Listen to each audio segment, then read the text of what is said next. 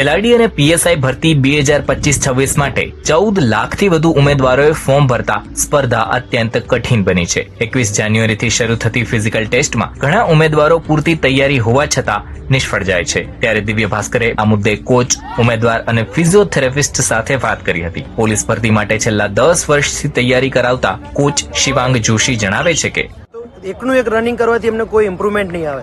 તો વિદ્યાર્થીઓએ વર્કઆઉટ પ્લાનને જે કહેવાય એક સિસ્ટમેટિક ડિઝાઇન બનાવવું જોઈએ, જેની અંદર એમને અઠવાડિયામાં 1 દિવસ લોંગ રનિંગ કરવી જોઈએ, અઠવાડિયામાં 2 દિવસ સ્પીડ વર્કઆઉટ કરવા જોઈએ, અઠવાડિયામાં 1 દિવસ છે કે તમારે જેમાં સ્ટ્રેન્થ મસલ્સને જે કહેવાય પાવર મળે, તાકાત વધે એવી ટ્રેનિંગ કરવી જોઈએ, અને વીકમાં 1 દિવસ પ્રોપર રેસ્ટ લેવો જોઈએ.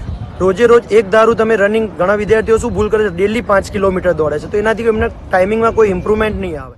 તો વધુમાં કોચ જણાવે છે કે રોડની બાજુમાં માટીના રસ્તા પર દોડવું જોઈએ. રનિંગ માટે રેતી કે માટીવાળો ટ્રેક સૌથી બેસ્ટ છે. તો પહેલા ફાસ્ટ દોડવું કે છેલ્લે, તે અંગે કોચ કહે છે કે શરૂઆતના ફેઝમાં ધીમે દોડવું જોઈએ. શરૂઆતમાં વધુ સ્પીડમાં દોડશો તો 5 થી 6 રાઉન્ડમાં થાકી જશો. ફિનિશ લાઇન પર આવો ત્યારે મેક્સિમમ કેપેસિટી ઉપયોગમાં લઈ શકશો. જ્યારે વચ્ચે 7 થી 8 રાઉન્ડમાં એક સરખું દોડવું જોઈએ. તો હવે આ અંગે